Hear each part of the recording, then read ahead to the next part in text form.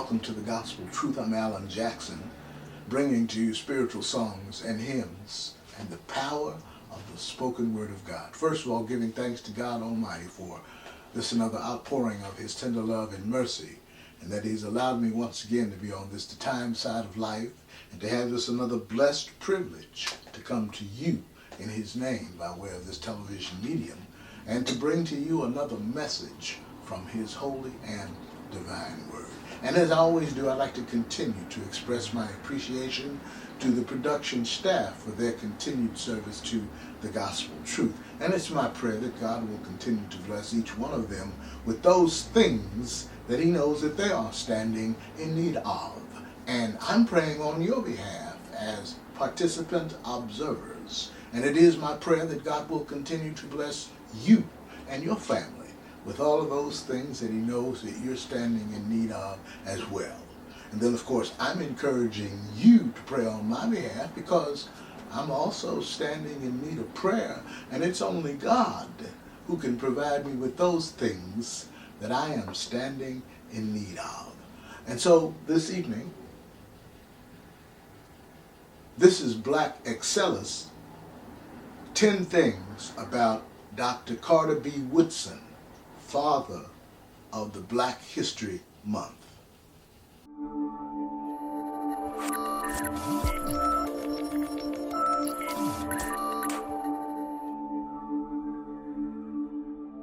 Hello and welcome back. In this Black Excellence presentation, we want to celebrate Dr. Carter G. Woodson, the father of Black history.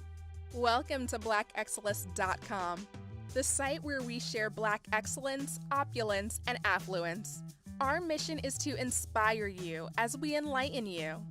February has marked the celebration of Black History Month for almost half a century, an annual observance that recognizes the achievements and contributions of Black Americans. But without historian and author Carter G. Woodson, who devoted much of his life to shining a light on Black history, the celebration might not exist. Woodson did not let the persecution and obstacles he faced throughout his life stop him from becoming the esteemed, groundbreaking historian who founded Negro History Week, which today is known as Black History Month. In this original Black Excellence video, we will be featuring Dr. Carter G. Woodson, the American historian, author, and educator. So without further ado, let's get started.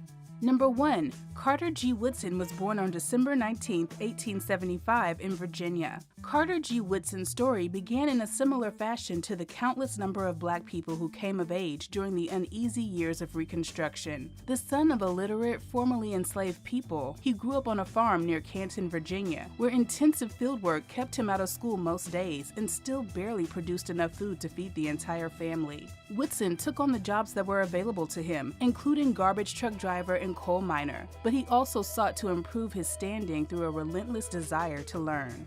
Number 2. Dr. Woodson devoted himself to the highest levels of education. Woodson supported himself by working in the coal mines of Kentucky and was thus unable to enroll in high school until he was 20. Carter then enrolled into Frederick Douglass High School in West Virginia. The time he entered high school, Carter graduated in 2 years and later became the school's principal as he worked toward his undergraduate degree at Kentucky Berea College. Carter would eventually graduate from Berea College and became a teacher and an administrator there. After his college graduation from Berea in 1903, Woodson spent time teaching in the Philippines and also traveled visiting the Middle East and Europe. He studied at Sorbonne University in Paris during his travels. When he returned to the U.S., he enrolled at the University of Chicago and received a second bachelor's degree and master's degree in European history in the spring of 1908. That fall, he became a doctoral student in history at Harvard University and went on to earn his PhD in 1912. Woodson became the second Black man to earn a PhD in history from Harvard University, after W.B. Du Bois. Most of Woodson's academic career was spent at Howard University, a historically Black university in Washington, D.C., where he eventually served as the Dean of the College of Arts and Sciences. Number 3. Dr. Woodson was motivated by white historians' tendency to erase Black history. after Dr. Woodson graduated from a relatively progressive Harvard, he embarked on making the history of Black Americans both visible and appreciated. Contemporary historians at the time were white and had a very narrow scope in their historical narratives, their perspectives limited either intentionally or otherwise. Woodson's determination to shine a light on his predecessor's stories solidified as he recalled the moment when a distinguished professor from his Harvard College days informed his class that the Negro had no history, fueling a deep-seated desire in Woodson to prove him wrong. Number 4. Dr. Woodson published his first book, The Education of the Negro, prior to 1861. Dr. Woodson's first book, published in 1915, was on the history of Black American education, as he emphasized the importance and power of the Black American story. He also explained why Black history was not being told, and detailed how the enslavers are responsible for preventing Black Americans from receiving proper education, so as to more easily force them into subordination. He further argued that the perpetuation of this practice and erasure of Black history has benefited white people for centuries. The only way to effectively fight racism, he continued, is to educate the Black community about all that Black people have done for American society, so that this race is no longer regarded as inferior. When researching this topic, Dr. Woodson mentions in the preface that he was particularly inspired by the stories he read and heard over the years about Black Americans who invented and accomplished things even while suffering extreme oppression. Number 5. Dr. Woodson publishes Miseducation of the Negro in 1933. In 1933, Dr. Woodson published his historical and extremely important critique of the American education system that he titled The Miseducation of the Negro. The thesis of Dr. Woodson's book is that African Americans of his day were being culturally indoctrinated rather than taught in American schools. This conditioning caused Black people to become dependent and to seek out inferior positions in the greater American society. The most crucial element in his concept of miseducation hinged on the education system's failure to present authentic African and African American history in the school's curriculum. Woodson found his voice with this sophisticated critique of a post-Civil War education system that was more philanthropic in nature or more focused on training the Negro to work, not educating and empowering him or her to excel. He highlighted America's neglect of purposeful teaching and its embrace of white racist historians who were not genuine in providing an accurate account of America's history that not only included significant contributions from the Black community, but also acknowledged the pains of slavery. His constructive critique gave a lesson on how improving the lives of the poor cannot be done by a bunch of nice people with money, but rather change has to be systemic, radical, and practical. Because as he stated in one of his most famous quotes, when you control a man's thinking, you do not have to worry about his actions. Number 6. Dr. Woodson drafted and circulated a pamphlet promoting Negro History Week. Meanwhile, Dr. Woodson urged Black schools and organizations to find ways to celebrate the accomplishments of their race. His Omega Psi Phi fraternity brothers responded with the creation of Negro History and Literature Week in 1924, and Woodson soon took the idea to the next level in 1926 when he pioneered the celebration of Negro History Week, designated the second week in February to coincide with the birthdays of Abraham Lincoln on February 12th and Frederick Douglass on February 14th. He would herald the celebration in his Negro History Week circulars, causing a stir in the direction of active participation after mailing them to several Black schools, civic organizations, literary societies, and radio stations. As years went on, Dr. Woodson would offer promotional materials to those who agreed to take up the celebration, as well as guidance on how to shape such festivities. One of his early mantras was to not just to emphasize Negro history, but to highlight the Negro in history. Number 7. Negro History Week gained popularity with help from teachers and church leaders. Early Negro History Week celebrations included banquets, speeches, parades, and lectures, many of which were free for the public to attend. The community events caught on with the help of the teachers and church leaders who encouraged involvement, as well as the organizers and featured participants who were expected to generously donate their time to the cause. Several Black newspapers also hopped on board with the movement, with the Philadelphia Tribune, the Chicago Defender, and the Tampa Bulletin among some of the biggest and early supporters supporters of the effort. By 1937, Woodson had another means of promoting Negro History Week with the launch of the Negro History Bulletin, a publication that proved more accessible to working-class blacks and children that had a wider and more relatable reach than his scholarly Journal of Negro History. Number 8. Dr. Woodson was disappointed in the school's failure to adopt Black history. Negro History Week became a mainstay in areas with major Black populations like New York City, Chicago, Detroit, and Washington, D.C., as well as smaller Black communities in the South. Woodson would leverage his Negro History Bulletin to publish the success of the celebrations, as well as the enthusiastic feedback of teachers and volunteers. However, Dr. Woodson wasn't satisfied with the celebration being limited to 7 days out of the year. He hoped that Negro History Week would spark the development of immersive curricula on Black studies in schools around the country, but was disappointed by the failure of schools and administrators to build on his efforts. Woodson continuously found himself fighting an uphill battle pursuit of his goal to promote the study of African American history in schools. He believed that education and increasing social and professional contacts among Black and white people could significantly reduce racism and prejudices. Woodson would devote the rest of his life to historical research and work to preserve the history of African Americans as he accumulated a collection of thousands of artifacts and publications. Dr. Woodson died at his home of a heart attack in Washington, D.C. at the age of 74 on April 3, 1950. He is buried at Lincoln Memorial Cemetery in Maryland.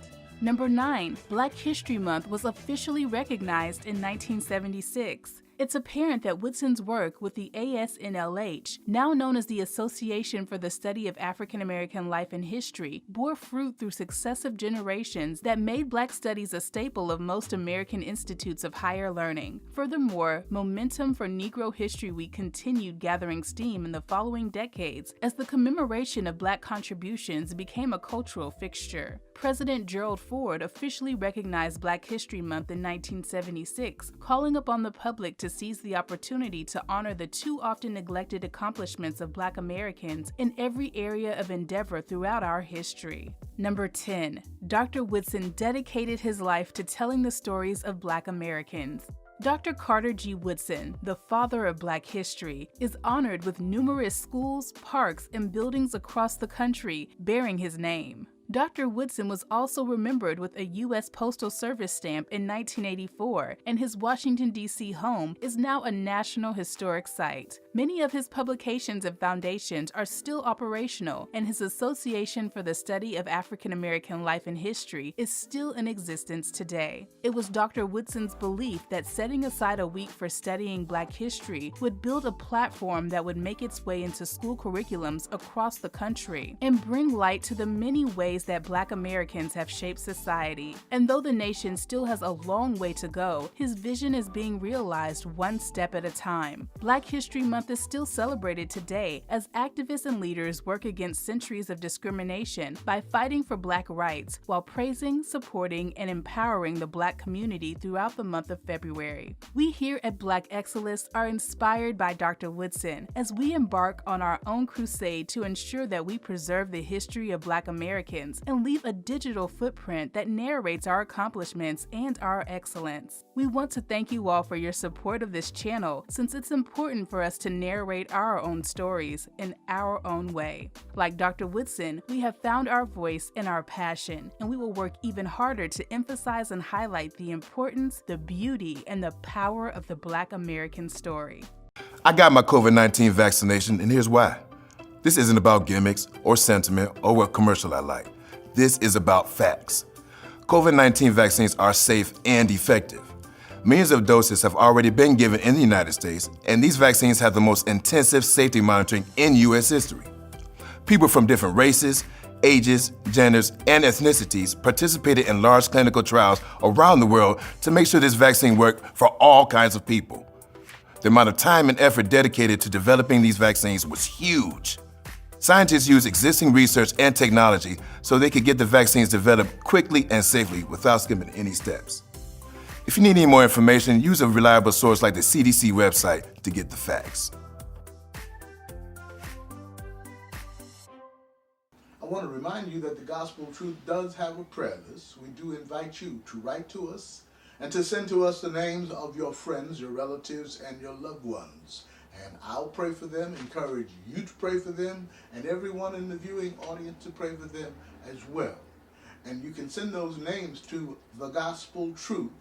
That's at P.O. Box 3944, Berkeley, California, 94703. Or you can call the prayer line at 510-848-8843. And there you can leave the names of your friends, your relatives, your loved ones, and we will add their names to the prayer list.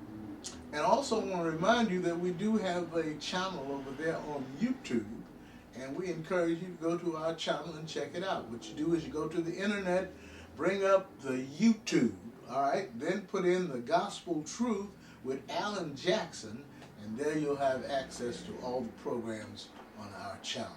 As we conclude our tribute to Black American History 2022, tonight we will hear from Derek Johnson, CEO of the NAACP, on the importance of Black History Month.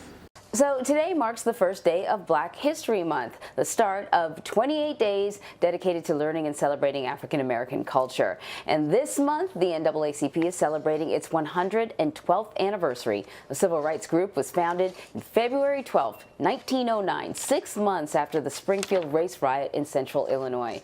The organization works to ensure a society in which all individuals have equal rights without discrimination based on race.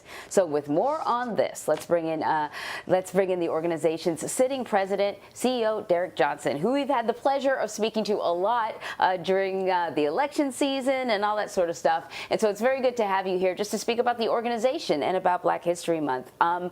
The organization, NAACP, is celebrating the 112th anniversary. This is an organization that has been a pillar within the Black community, very effective for change within the Black community. Can you tell us, because a lot of people I think at this point might not know what the NAACP did in the beginning, why it was founded, and what it's doing now? Right. Good morning, and thank you for having me.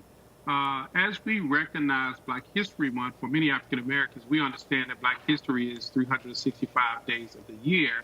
As we appreciate others outside of our community, recognizing this moment. But the NAACP established, as you said earlier, 112 years ago, later this month. It was in response to a rash of denied promises in our constitutions, individuals who took up arms to ensure that this nation was protected against domestic terrorism through the Civil War and foreign occupations, whether it was the Spanish-American War, and for that fact, every war fought. But as we look forward, the organization started really honing in its responsibility to be an advocacy organization. Our first major project was anti-lynching legislation. The next major project was to advocate against the release of a movie called Birth of a Nation. And since that time, we were on the front cutting edge of dismantling segregation with Brown versus Ward decision, all the way to a Fair Housing Act legislation. It is the nation's largest and oldest civil rights organization where advocacy is not service. So, Derek, every year I get people either in my social media feed or who I've known who will ask me why there is a Black History Month, why it's important to celebrate a month dedicated to Black history. And sometimes people are well-meaning and they're curious and they generally want to know, and other times they're not. And you know what I mean. So I'm curious if you, or I would like for you to explain for those who are curious why we celebrate Black history and why it's important to actually have a month dedicated to it. Well, we live in a nation that have proactively denied the contributions of African Americans to society in general, but particularly to the development and growth of this nation. G Woodson, in his initial inception, wanted to create a moment, it was Black History Week at this time, that African Americans can learn about our history because it was not being taught in school. And over time, particularly in 1974, when we adopted it as a month, it became as much about African Americans learning about our history, but also about all of America learning about our history, whether it was inventors or individuals who fought bravely for this nation, it is important for us in this society to overcome the legacy of white supremacy by showing that African Americans and other communities contributed to perfecting our democracy, to make this nation what it is, but most importantly, to allow people to understand it's through our diversity in which we will be stronger for a better future.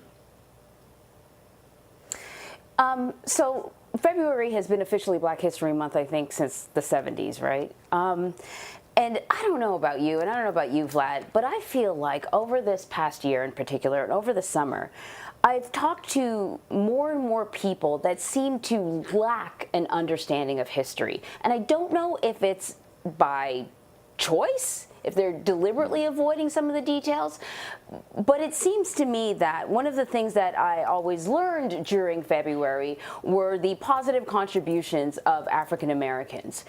And one of the things that I didn't learn was about the bigger system that they were working within, that they were fighting a machine that required them to work harder, run faster, work longer, be better to get to where they were. Do you think February, as Black History Month, is doing enough, or do you think that, I guess the question that I'm trying to, this is my frustration.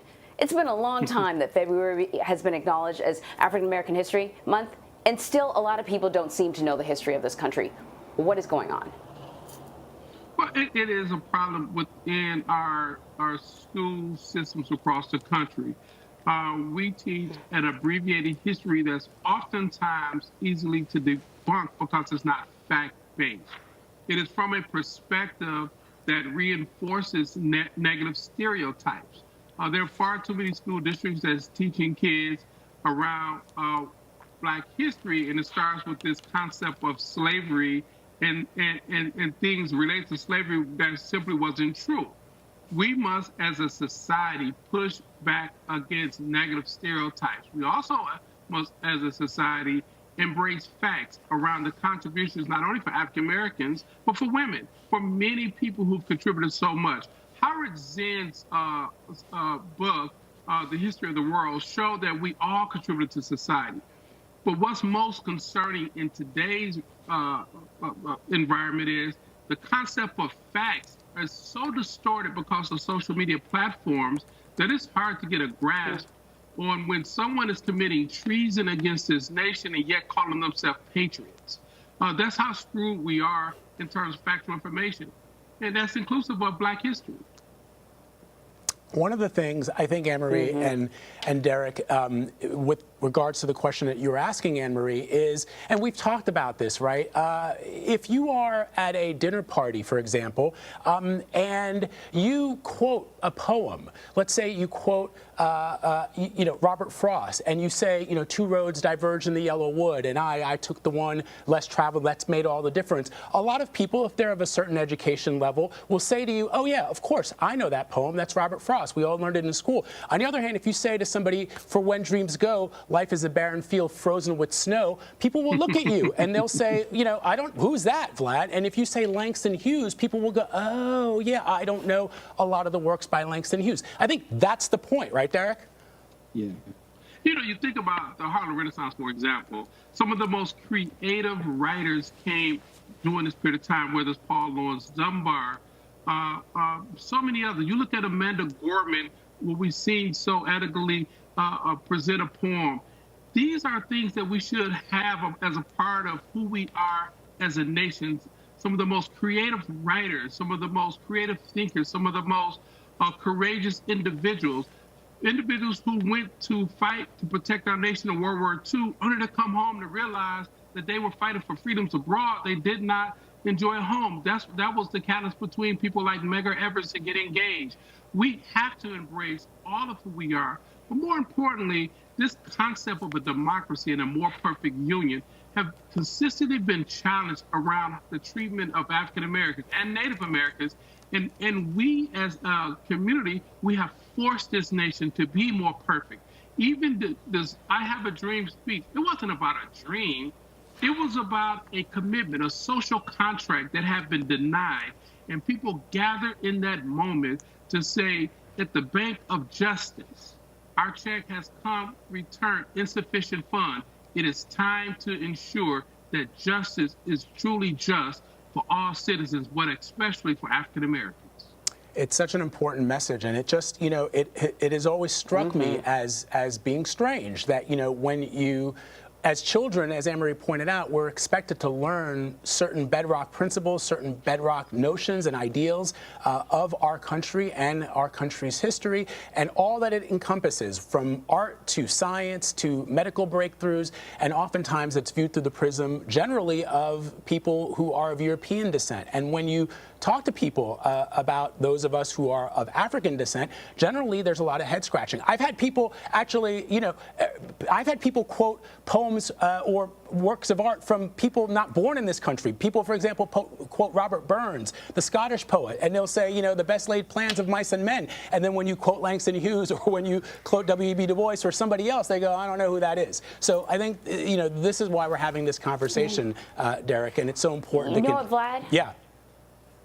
I thought what Derek said about, what you consider a patriot was Derek, I thought what you said about, what is a patriot was such a really key thing to bring up, that the idea that questioning how far this country has come, saying that this country can live up to its ideals doesn't make you less patriotic. That's what a patriot is, wanting this country to be the best that it can be. In many, many cases, when you look at history, you're talking about African Americans who didn't have the same rights as others, who struggled harder than others, but believed that this country could live up to its ideals. That's what a patriot is. Absolutely.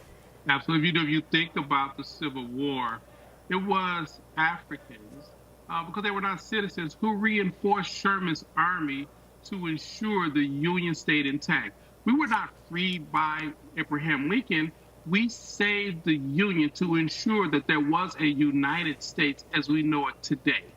And it is also about perspective of histories. We're not victims of what took place. We were actors of how we got to this place. And in that action, I love the poem, I Too Sing America, because it is in that poem, it shows that despite all of the hardship, the treatments, that we stand here as Americans. I also love our anthem, Lift Every Voice and Sing, as James Weldon Johnson, through that poem, really explains how we have navigated through dark times to get to this point and yet still have hope for a better America, but America that's inclusive of who we are, all of our dynamic presence, all of our creative genius, all of our sacrifice to make this a more perfect union. But yet this struggle continues. They'll see how beautiful I am, and they will be ashamed. That poem is such a beautiful one. I encourage everybody to check it out if you can. One of the most beautiful poems by Langston Hughes. You can find out there on this Black History Month. Derek, always great to talk to you, my friend. Thank you very much. Thank you. I'm Alan Jackson, and I'm inviting you to join us again next week, if it's God's will, when the gospel truth will once again come your way, bringing to you spiritual songs and hymns and the power of the spoken word of God. Until then, it is my prayer that God will continue to bless you and your family and to keep you all safe.